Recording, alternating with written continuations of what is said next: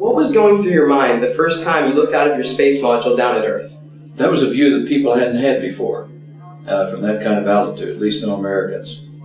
And it was a sort of awe. It was, I know the young people today use the word awesome rather freely, but that truly was awesome.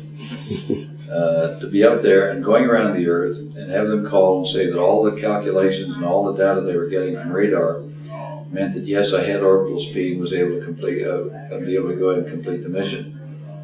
And then I wanted to make sure that I had cleared the thrust had just cut off on the booster, and I was detached from the booster. And the spacecraft then turned around and was facing backwards with the heat shield forward to the direction of flight.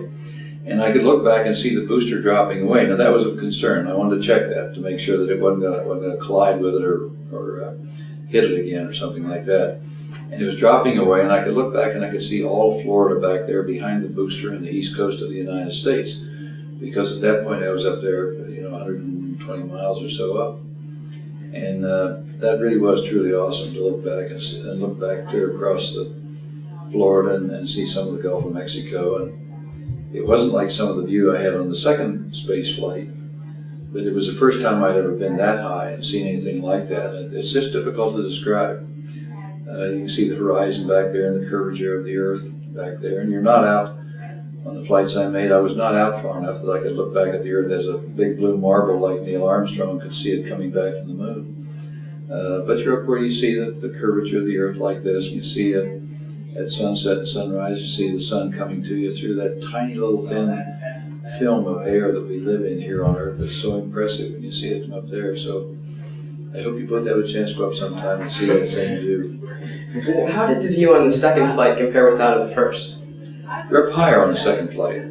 We were at about 350 statute miles high on the second flight, circular orbit. So we're much higher, and instead of seeing sort of something like Florida as I did on the first flight, on the second flight we came over Key West one day, and I had finished whatever experiment I was working on at that time, was up looking out the window, and I had thought at that altitude we'd probably be able to see maybe up to Kentucky or Tennessee, but up on not quite to the horizon I could see something. I was sure it was Lake Erie. And we're over Key West, and there was a beautiful clear day in the eastern half of the U.S., and it was Lake Erie. I could see clear up into Canada. And as we went a little farther on, I could see Cape Cod, the hook of Cape Cod up at Boston, and see the whole east coast, Cape Hatteras, and the whole thing. So it was a better view and a view from a higher vantage point. Also on the second flight, the view was different in that you had a chance to see sunsets and sunrises and things like that time after time after time. And it wasn't just it was a much longer flight. We were up 9 days instead of the 5 hours it took for the first flight to make 3 orbits. You go around the Earth about once every hour and 29 minutes, so you have about a 45-minute day and a 45-minute night. Really? As you go around. So it's very, you're going very fast. And from that altitude, you still though can see down. You can see rivers and you can see bridges if the light reflection is right in towns, cities. You've seen them from very far away, but they're very clear and distinctive when you look down. So it was a very different experience looking down from space on the second time. Well, Senator, what was the most difficult aspect of your training for spaceflight for the first and second missions? They were very different. The training on the first flight was, you have to remember, we had never orbited anyone back at that time. We never had anyone go around the Earth. And so the scientists and the doctors weren't quite sure what would happen and what you needed to be prepared for. Some of the ophthalmologists, for instance, predicted that when you were in weightlessness, your eyes might change shape over an hour or two, so that there was a possibility your vision would get so bad you would not be able to see the instrument panel. That was some of their prediction. So there was a little doctor's eye chart, a tiny miniaturized eye chart up on top of the instrument panel. I was to read that every 20 minutes during flight, which I did, and my eyes didn't change shape. Some of the other doctors were afraid that when you're in a zero-G or microgravity situation and the fluid in the inner ear was more free to move around more randomly, that you might get nausea and vertigo so bad you wouldn't be able to function. You'd be just out of it. Well, that didn't happen either.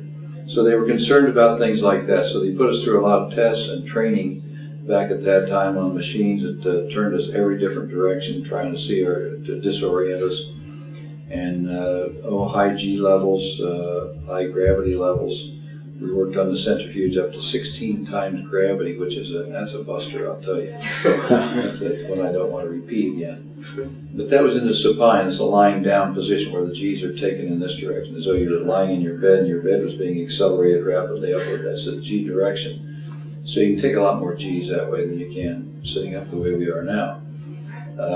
So there were all sorts of tests like that back then. We had some research experiments on board also, but they were sort of took second place to trying to find out if we could control the spacecraft. Could you still see? Did you get vertigo and nausea? And could you control the spacecraft? That was a big one too, as to whether you could actually use a hand controller and correlate your motions properly to what you're seeing outside. And some of the doctors predicted that might be very difficult. Now, here we are 37, 38 years later, getting ready to go on the second flight. And in between there, we had 120-some manned flights and a lot of experience. So we knew NASA's been able to chart about 53 different changes that occur in the human body when you're in space for a period of time. And so there's been a lot done in fleshing out this area of what the physical changes will be. Now, on the second flight, the emphasis was not on just the physical aspects of it, but we had 83 different research projects on this one flight. So the focal point of the whole effort was to now do the maximum amount of research in space that benefits everybody right here on Earth. Pharmaceutical research, medical research, materials research, and that's what we were really up there to do. And then I was up there because I was the oldest person to ever go into space, and to do research on myself on some of the characteristics that happen as part of the process of aging and how they're similar to what happens to the younger astronauts as they're up there in space in zero G. And so the emphasis on this time, while NASA expects you to be in good physical condition, the emphasis this time was more on the academic side of things and the scientific side. We had the scientists come in with their particular projects that were going to be on our flight and brief us on what they thought was the importance of their flight, what results they hoped to get out of it, how we would be conducting their experiment in space. And so that was the emphasis this time. The whole thing has shifted more. And back in the early days too, when it was expected that everyone would be a military test pilot, now of course the space program has expanded tremendously. And while we still have a requirement for some military test pilots as to be a flight commander and be a pilot, things like that, you now have most of the people that go up are either mission specialists or payload specialists. Many or most of whom are not even pilots to begin with. They do basic research. So you ask a good question on the difference, and I'm sorry I talk so long, but there are some major differences between the first flight and the second.